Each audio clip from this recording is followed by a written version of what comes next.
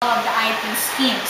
As you can see, this -7 appeared twice vertically, horizontally, and then diagonally.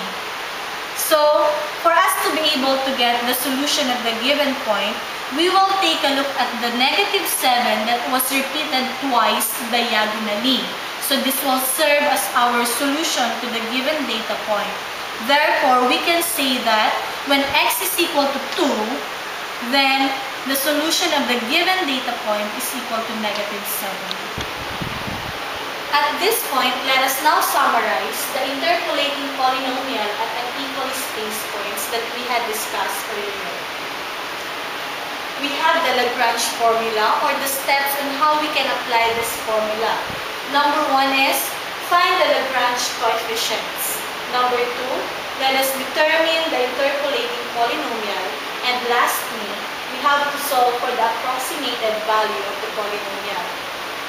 For the Newton formula, the first step is to make a divided differences table. Second, determine the interpolating polynomial. And last, solve for the approximated value of the polynomial.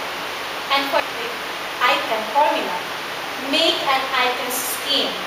Number 2, solve for the approximated value of the given points using the divided cross multiplication.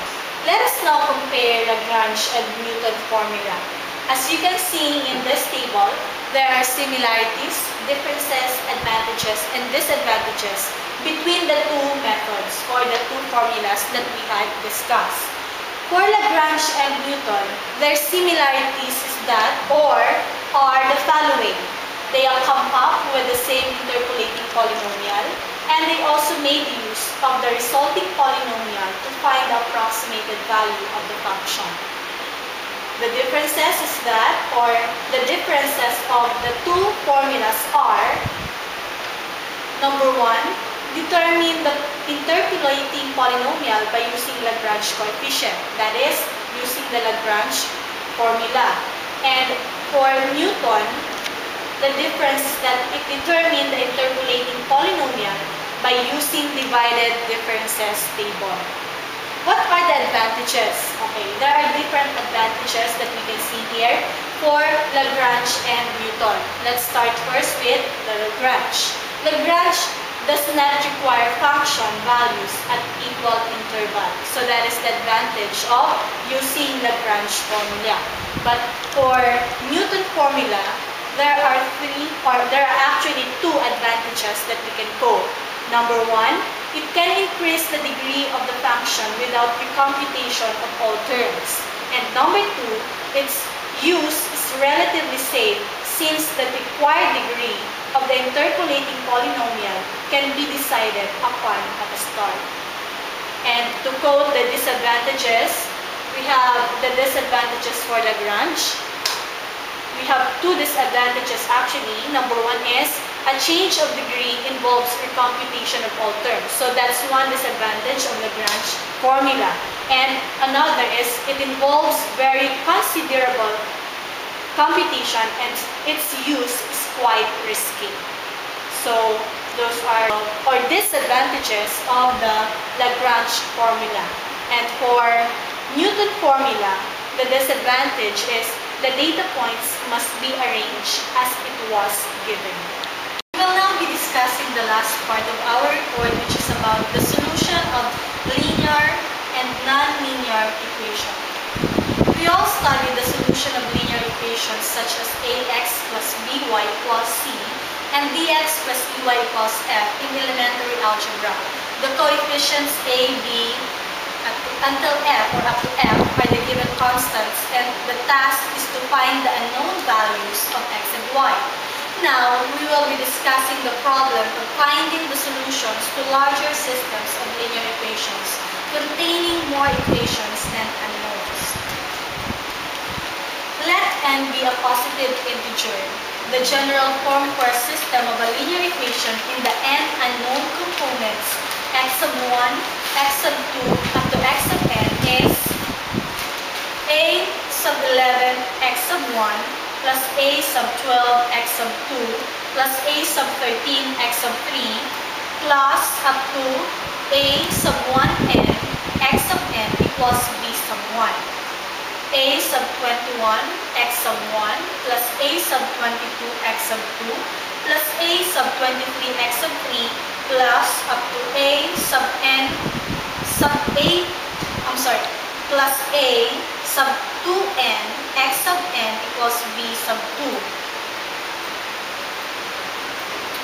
up to a sub n1 x sub 1 plus a sub n2 x sub 2 plus a sub n3 x sub 3 plus up to a sub n x sub n equals b sub n. For linear systems of small orders, it is possible to solve them by hand calculators with the aid of calculators using the methods learned in elementary algebra. However, for linear systems arising in most applications, it is common to have much larger orders. For this purpose, it is most convenient to use the matrix or vector notation to represent linear systems and to use the corresponding matrix or vector arithmetic for their numerical treatment. The coefficients are given symbolically by a sub ij, with I the number of the equation and j the number of the associated unknown component. The right-hand sides b sub 1 up to b sub n are given numbers, and the problems is to calculate the unknowns x sub 1 up to x sub n. The linear system is said to be of order n. The linear equations of order n is completely specified by knowing the coefficients a sub ij and the right-hand constants b sub I. These coefficients are arranged as the elements of a matrix A, which is an n by n matrix. The right-hand constants b sub I are arranged in the form of a vector b, which is an n by 1 matrix. And the solution x sub 1 up to x sub n is written as x, which is also an n by 1 matrix. With the notations introduced in previous slides, the linear system is then written in a compact form ax equals b, wherein the left side is the matrix A multiplied by the vector x, which expresses the equality between the two vectors ax and then b. The system consists of n relations, and for I equals 1 up to n, the ith relation is precisely the equation or the ith equation in the system. Let us consider this example. Define the coefficients of the linear equation of order n by a sub ij equals maximum of I and j. For I is greater than or equal to 1 and j is less than or equal to n. Also define the right side by b sub 1 equals b sub 2, which is also equal to up to b sub n, which is equal to 1. Okay, let's have the solution for this. The solution of the linear equations of order n is x sub 1 equals x sub 2, which is also equal to x sub n minus 1, and that is equal to 0. And then x sub n is equal to 1 over n.